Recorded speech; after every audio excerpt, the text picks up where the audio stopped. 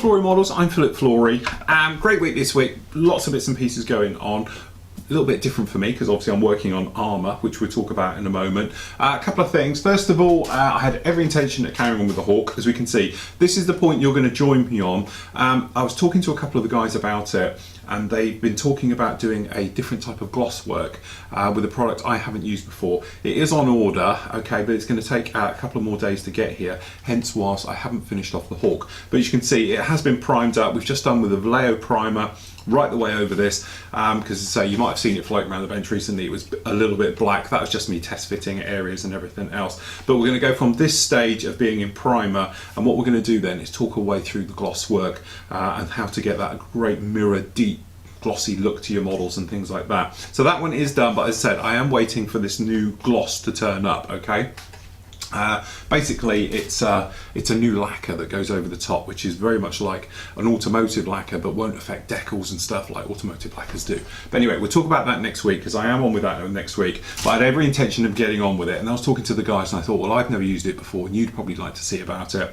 So it's sort of like an on test of doing it and everything else. And if it all goes wrong, we'll go back to primer and do it the original way. But as you can see, we're all down in the primer. As I say, been talking about this recently, the Vallejo primer.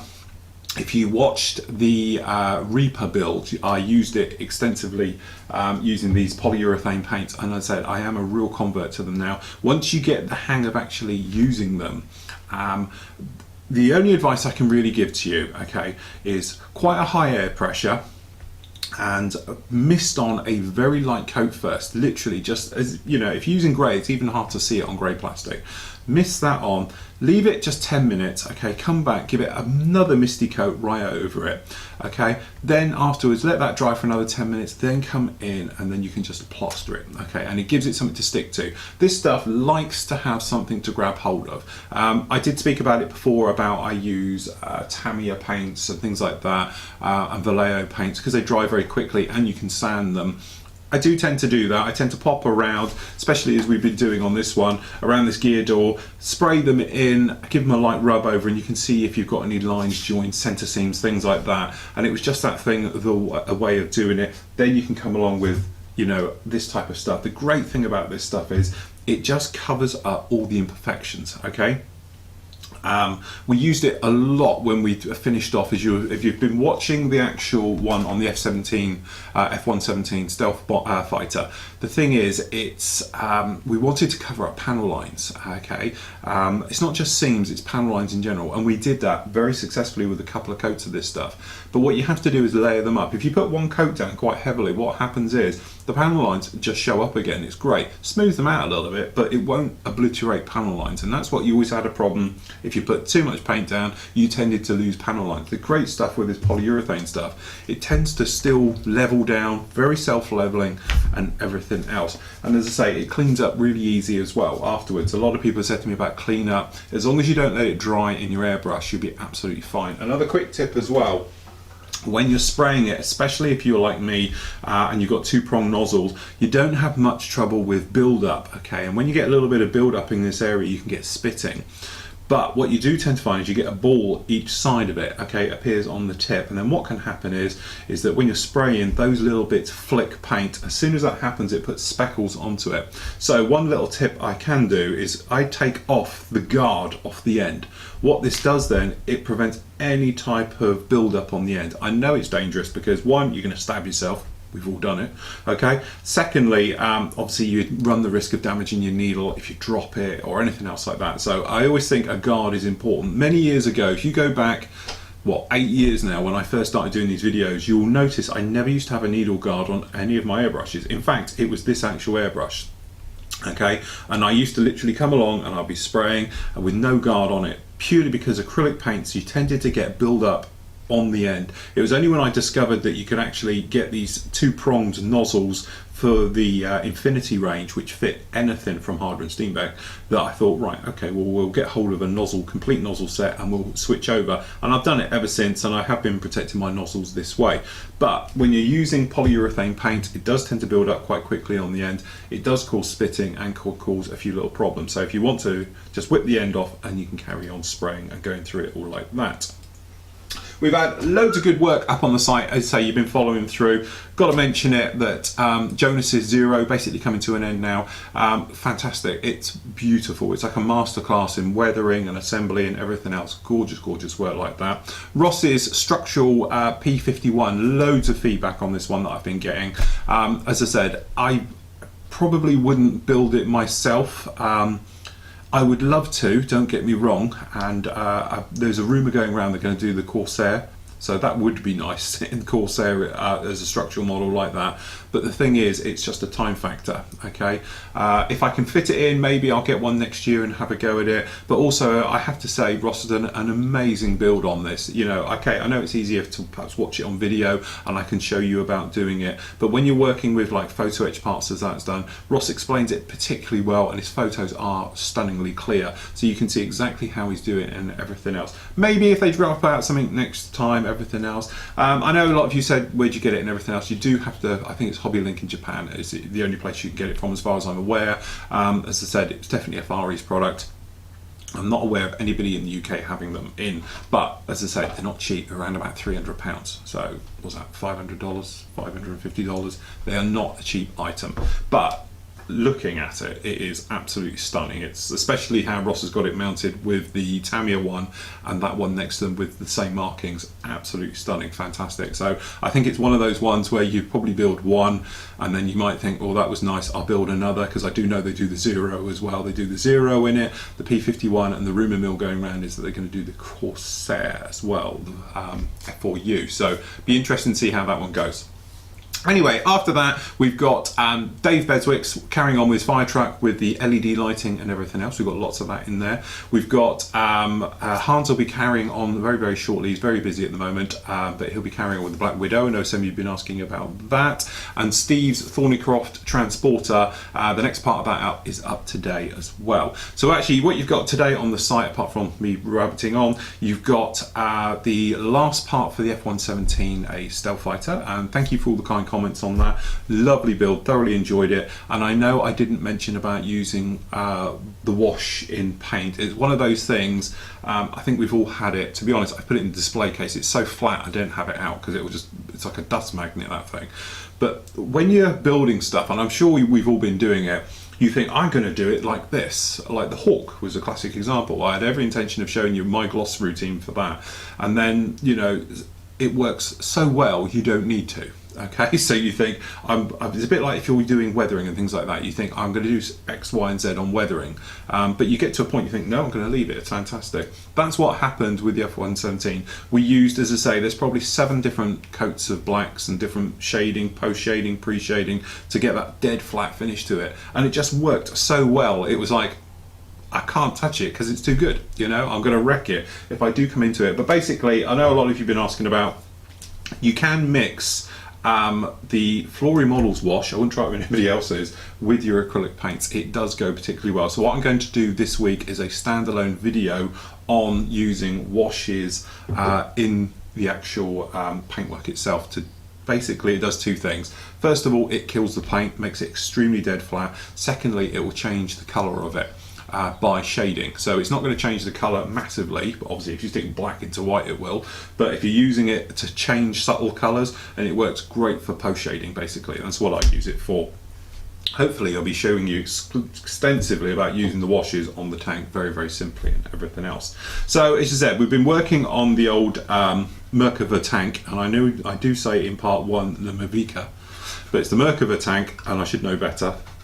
There's loads of great videos up on YouTube about this tank as well. I know Mac did a fantastic one for the Discovery Channel and it is available. And as I say, for references, it's absolutely fantastic. I am thoroughly enjoying this particular build. I know, I don't know if you can see it down here, but I have got millions of this, and it's the tracks, and it's a complete nightmare doing it all. But as I said, I have got the tracks out of the way. We've done those. The road wheels are all in, as you can see, working our way through.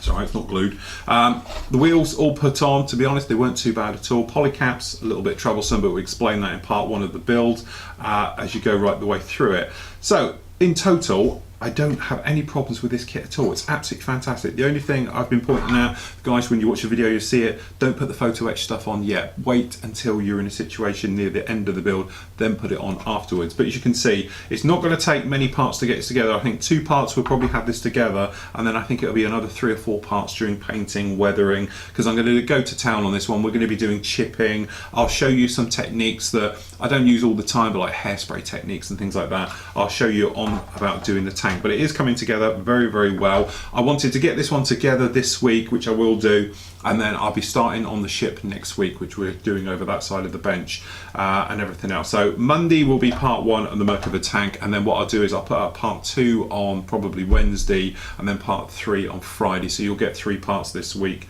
next week on the tank, which brings us along. And at the same time, we'll get up part 1 probably of the Iwo Jima with the carrier, and about how we're going to work it and work on that one as well. So there's plenty of things going on. We've got the obviously we're getting near the end of the month, so what I'll do is I'll do the prize draw next week, okay, live on the show. So what I'll do is I'll lock it over the weekend and then start, but I'll announce the winner next week over on that one. We've got other great builds going on in the forum, and it seems to be really picked up in there again. I know obviously the summer's coming to an end and we tend to get a lot more busier in the forum, but there's some great stuff going on in there. The group builds, we haven't made a decision on the next group build yet. The whole point to this one was we were going to leave a gap, and I know I'm getting loads of PMs from guys saying what's the next one going to be, so I can get the stuff in. It's not actually going to start until November the 1st. So we can, I've mentioned it the other week, that we can get it all finished and all put together and everything else before we start on the next one, because what otherwise is that it just ends and it's all forgotten. So we can get a nice big finish on this one that's going on at the moment, and then obviously we can push through. So let's say we've got a couple of weeks left on that one. Then we got a little bit of a break, it's about 4 weeks, and then we'll start on the next group build. SIGs and everything exactly the same, we'll get them done. I've almost finished the vehicle SIG one as well, so I will probably get that up maybe over the weekend. If not, it'll be on Monday's update onto the main site as well, as we move right the way through with it. Lots of people speaking to me about 172nd aircraft.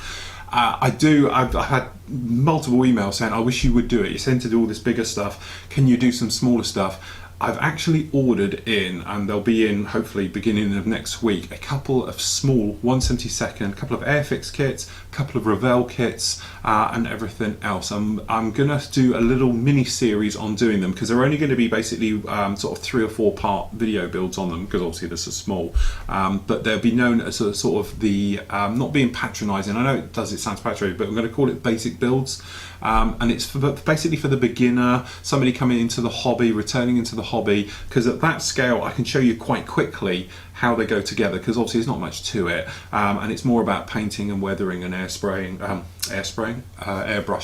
and everything else like that. So that is the point to it. It's just that I couldn't think of a better title at the time, and then I thought about it afterwards, and I'm thinking it sounds a bit patronising that, but I know there's plenty of you out there who do 1/72 scale, and I know some of you have mentioned I have got some great 1/72 scale kits down there, but they're all the really big ones, which I think is defeating the object. Okay, so I have got a few in there right the way through to, I have got in here the Rebel F-22 Raptor in 72nd, which is a beautiful little kit. I have got that Su-27, the Flanker in 72nd, lovely little kit as well, but they are quite what I call the high-end version of it. They're quite expensive kits, so the idea being with it is that I'll actually come along and we'll do some nice cheaper options, and we can look at perhaps Revell's range of 1/72, the smaller ones. They have got some great kits in there, especially things like their Tornadoes, stuff like that. They're fantastic, and obviously Airfix are completely redoing theirs, which is about bloody time, quite frankly, because some of those old 1/72 kits are truly crap. Okay, but now they've come along and got some great ones out now, so they've got new tooling of everything, it seems to be. So we've got new P51s, they've done a new Harrier now, which is a lovely little kit, plus some of their older ones as well. So we'll be looking at those, we'll be popping them together, showing you quite quickly on the builds, showing you about the paintwork on them, and then say they'll be up as called basic builds. It's the new area, it's going to be called basic builds, and it's for the new tutorials and things like that. There's a little thing I wanted to do for a while now, and it's sort of given me the encouragement to do it, doing it on those little builds. So hopefully all you guys saying about you never do 1/72, it's true, I have avoided it over the years, but I will be going back to it and then hopefully bringing it all out. Oh, other little thing is myself and Steve Sutcliffe, who's I can't remember what they called it. I didn't even call it anything. It was the truck. I'm trying to see where it is. I've put it into my stash now. This was the pickup truck with the anti-aircraft gun mounted to the back. We were saying it's like a Toyota one on the men kit. I can't remember what the kit was called there. Anyway, I bought that off him. So we've agreed a price on that, and then what I'm going to do is I'm going to build that as well, so we can talk about weathering again, rust, chipping, stuff like that. So there are all these things I want to sort of push through and get on with. The only thing I will say, and is a little disappointing, is that we haven't reached our goal yet for doing the 132nd B-17 HK models Flying Fortress. Just saying. We've only got to get 300 people. I think we've only got 100 in the forum, which is amazing when we've got 1,500 members in there every week. So either nobody wants me to do it, or, you know, everyone's not really that interested. So all I'm saying is, if we get to the number, I will do it. I know I've got a lot of you saying, go on, just do it anyway. But as I said, if we get 600 likes on the Facebook page, don't forget you can get to the Facebook page off of the main site of Flory Models. Just click on the little Facebook tab thing on there. That'll take you straight to it. If you're watching this on YouTube, you can literally get to it down below us as well via that. Or if you're on the main site, wherever you see it. But just scroll down to the old B-17, there's a picture of the box on there, and I think the Facebook page has got something like 458, I think it was, likes on it or something like that at the moment, so it's only got to get another 150 in there. When we do it, I will order it and we'll get it in, and then obviously I would normally start it after these two are finished, and I'll run it alongside other things as we go through. But as I said, if anybody wants me to do it, you're going to have to vote for it, because I'm not just going to go out and do it and have 100 people watching it. That's what I mean. Okay, so that's really it for this week. Quick catch up, loads going on. I've got loads on, so as I say, I'm going to carry on and get the tank finished off, and then what we're going to do next week, we'll start on the actual with the ship, everything else. Next week's show will be a little bit longer and a little bit more to it, because we're going to talk about obviously some of your great work that's been going on in the forum recently, some of the new stuff looking ahead and everything else like that, and I have got a load of reviews coming up shortly as well. So until next week everybody, happy modelling and take care.